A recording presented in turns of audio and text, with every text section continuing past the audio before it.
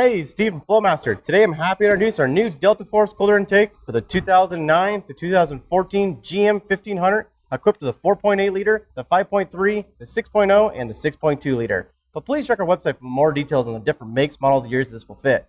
Now this Delta Force cooler intake has a black powder coated heat shield, reinforced silicone couplers, all stainless steel hardware, anodized fittings, and all systems feature an ultra-trick looking durable cross-link polyethylene intake tube with a nice Flowmaster logo right in the center. Along with the large high-flow conical shaped filter, it's an 8-layer cotton gauze air filter, ensuring that it will trap more dust and dirt particles than your typical 6-layer filter. Now this is a 100% direct bolt onto the vehicle, and it's backed up by a lifetime limited warranty, protecting your investment and giving you peace of mind.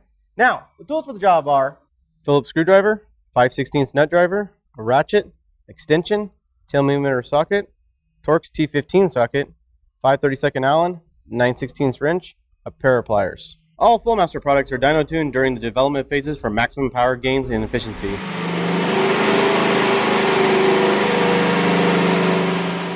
Now, I don't know about you, but I'm ready to get this installed in this Chevy Silverado here. Alright, we're in the shop today. We got a 2009 Chevy Silverado 1500 equipped with a 5.3 liter motor. We're going to get this old air box assembly off and put on the new Delta Force cooler intake. So let's get started. Okay, first we're going to go ahead and remove the engine cover. Just going to pull straight up. Slides right out. Okay, next we're going to go ahead and loosen up the clamp here at the throttle body. We're going to go ahead and disconnect this vacuum line down below here. We're going to go ahead and disconnect the little hose holder right here for the upper radiator hose. We're going to loosen up the clamp here from the air box to the intake tube. Disconnect the sensor.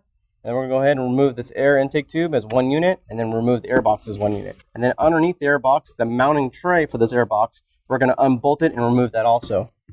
Okay, we're going to go ahead and loosen up the clamp here at the throttle body. Okay, next we're going to go ahead and loosen up the clamp here on the air intake tube. Okay, next we're going to go ahead and disconnect this vacuum line right here. You're going to have to use it like a flat blade screwdriver. Basically, there's a gray little arm they're going to push over with the flat blade screwdriver, and then that will disconnect it and you can pull it off. Alright, I don't know if you can see it here, but there's that plastic little arm you got to just push over, and that's what disconnects it. Okay, next we're going to go ahead and disconnect the radiator hose holder. It's just pushed into this intake tube, so we're just going to push it straight down. Okay, next we're going to go ahead and take the intake tube off the air box. Then we're going to go ahead and pick up on this and wiggle it off the throttle body. Next, we're going to go ahead and disconnect the sensor. Just going to push down this little tab here and wiggle it off. Okay, next, we're going to go ahead and pull the air box off. This is just push down. Okay, next, we're going to remove the stock air box mounting plate, which is these 4 bolts here. This is going to be the 4 factory mounting points for the new Delta Force cooler intake.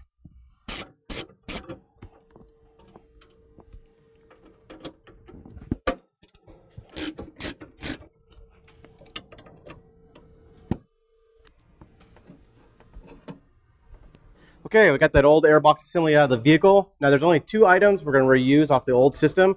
First one's going to be the sensor here. The other one's going to be the 4 bolts that held on the factory tray that held on the stock airbox. So let's get started on the Delta Force cooler intake. Okay, we got our Delta Force cooler intake laid out on the table. We're first going to go ahead and start off with the heat shield here.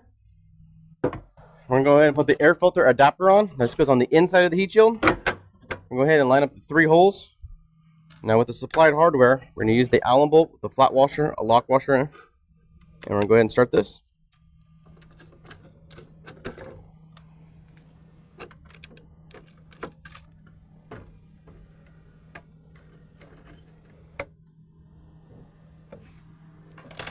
Okay, next we're going to go ahead and put on the heat shield gasket. Now this may come on excess length, so you may need to trim it to fit your heat shield.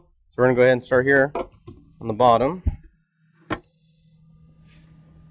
And just work our way all the way around.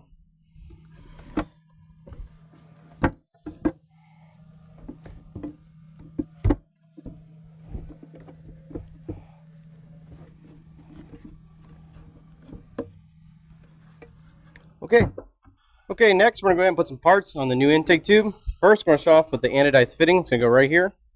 Now you want to make sure you put some Teflon tape on the threads. Go ahead and tighten this down. Okay, next we're going to go ahead and remove the sensor off the factory airbox.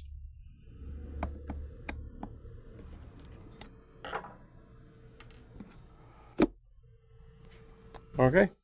Okay, next we're going to go ahead and put the factory sensor into the new intake tube. But first, we're going to put on the adapter. Okay, the sensor has a factory alignment pin, which is right here. That's going to fall into this hole. Okay. And it should look like that. Okay, next we're going to go ahead and put the gasket on. And then with the supplied hardware, we're going to go ahead and bolt this down. Now when you tighten down these two screws, you want to make sure you tighten them down evenly so you get a proper seal. Okay. Okay, next we're going to go ahead and put the reinforced silicone coupler on. We're going to put this one on here that has the hump in the center. We're going to put it on the sensor side here. Okay. Now we're going to go ahead and just snug it up to allow for some adjustment once it's in the vehicle. Okay. Okay, next we're going to go ahead and put on the other reinforced silicone coupler. It's going to go over here by the anodized fitting.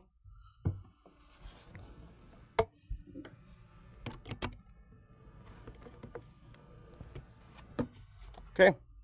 Okay, next we're going to go ahead and bolt down the heat shield with the factory bolts. So let's get started. Okay.